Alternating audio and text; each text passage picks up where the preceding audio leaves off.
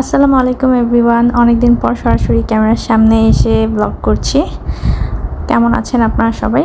আজকে হচ্ছে আমাদের 7 রোজা, তো সপ্তম রোজার ইফতার হচ্ছে আমাদের বাইরে হবে। একটা ইফতার মাহফিল ছিল, তো সেখানেই যাচ্ছিলাম ইসলামিক ইউনিভার্সিটির ভিতরে, মালয়েশিয়ান ইসলামিক ইউনিভার্সিটি। তো ওখানে বাঙালি যত কমিউনিটি আছে বা স্টুডেন্টরা সবাই মিলে আর কি মোটামুটি একটা ইফতার মাহফিলের আয়োজন করেছে। তো সেখানেই আর কি যাওয়া, দাওয়াত পেয়েছি, কিন্তু একদম দ্বিতীয় রোজা বা তৃতীয় রোজা এরকম হবে, এটার দাওয়াত ছিল। তো তারপরে বাস থেকে বের হলাম। আজকে সারাদিনই বৃষ্টি বৃষ্টি ছিল, আর ঠিক ইফতারের আগে ঝুম বৃষ্টি, বলতে গেলে অনেক বৃষ্টি হয়েছে। রাস্তাঘাট মানে গাছ, বড় বড় গাছও ভেঙে পড়েছে আজকে, খুব মানে ঝড় তুফান যেটাকে বলে ওইরকম হয়েছে।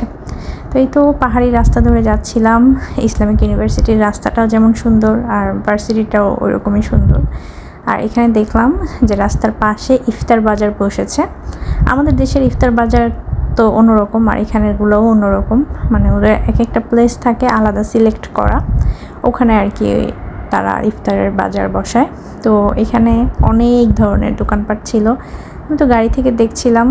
তো এখানে হচ্ছে মালয়েশিয়ান খাবার সবই। তো আমরা হচ্ছে আমাদের গন্তব্যস্থানে চলে এসেছি।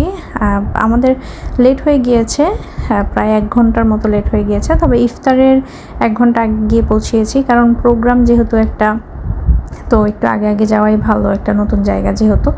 সব কিছু মিলিয়ে আলহামদুলিল্লাহ ভালোই ছিল। অনেক দিন পরে আসলাম ইসলামিক ইউনিভার্সিটিতে। লাস্ট মনে হয় গিয়েছিলাম আমি যখন ড্রাইভিং শিখি, তখন আমি তো ইউনিভার্সিটির ভিতরে ড্রাইভিং শিখেছিলাম, আমার মনে আছে এখনও। তো ড্রাইভিং শেখার পরে আর তেমন যাওয়া হয়নি। বাট এই তো আমরা পৌঁছে গিয়েছি। এখানে একটা অডিটোরিয়ামে প্রোগ্রামটা হচ্ছিল। তো এখনও অনেক মানুষ এসে পৌঁছাতে পারেনি, কারণ ওই যে বাইরে প্রচুর বৃষ্টি, তো অনেকে তো দূর দূরান্ত থেকেও আসবে, তো ঠিকঠাকভাবে মানুষ ঠিক মতো পৌঁছাতেও পারেনি। তো আলহামদুলিল্লাহ সব কিছু মিলিয়ে অনেক দিন পরে একটা মাহফিলে গেলাম, ভালো লাগলো। মোটামুটি অনেক মানুষই হয়েছিল সব কিছু মিলিয়ে, আর ইফতারের টাইমও হয়ে যাচ্ছিল। আমাদের হচ্ছে এখান থেকে খেজুর আর পানি খেয়ে নামাজ পড়ে তারপর অন্য জায়গায় মেইন যে ইফতারের খাবার সেটা হবে।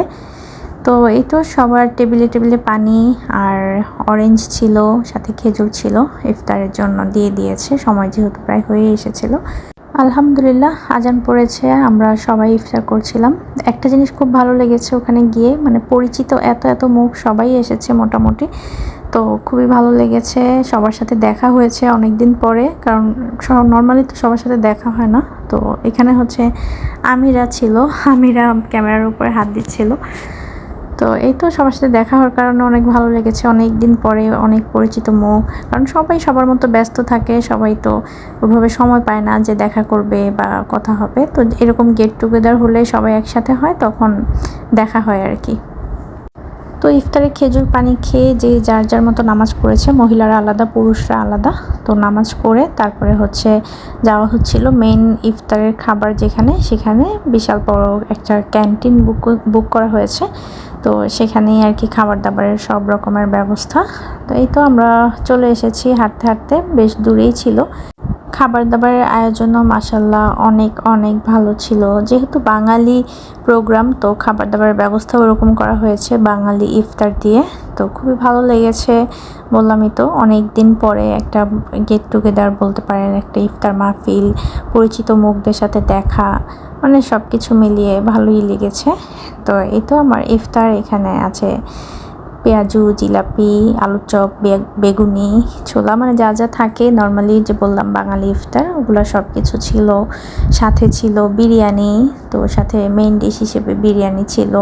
সব তো আসলে ইফতারের পর খাওয়া যায় না, তো আমাদের টুকটাক করে অল্প একটু খেয়ে তারপরে আমরা বাসায় নিয়ে আসছি আর কি খাবার, ওরকম যেহেতু খাওয়া দাওয়া করা যায় না ইফতারে।